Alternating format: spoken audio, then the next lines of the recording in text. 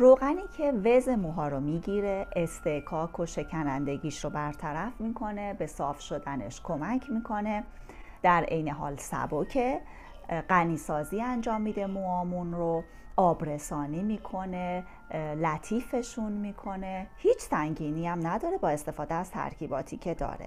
این روغن اسمش نوریشینگ اویل هست، 30 میلی لیتره. ما هم میتونیم که این روغن رو روی موی مرطوب استفاده بکنیم، هم وقتی که موامون رو خشک کردیم بعدش به ساقه موامون بزنیم تا پایین بکشیم. با استفاده از ترکیباتی که داره، عصاره یه سری از گیاهان مثل چغندر در کنار آلوورا به اضافه 6 تا گیاهی که روغنشون اضافه شده به این ترکیب و این محصول رو متفاوت و خاص کرده. اسم روغناشو براتون میگم: روغن جوجوبا، روغنی که از خردل تهیه شده، روغن گل رنگ، پتوها که از میوه آمازون، یک گیاه آمازونیه، تسوباکی که از کاملیای ژاپنی درست شده و پکی روغنی که مال مردم برزیله.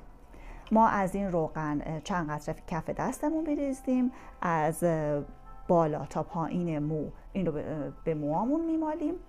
بعدش هم میتونیم استفاده بکنیم، یعنی هم به صورت مرطوب هم به صورت خشک.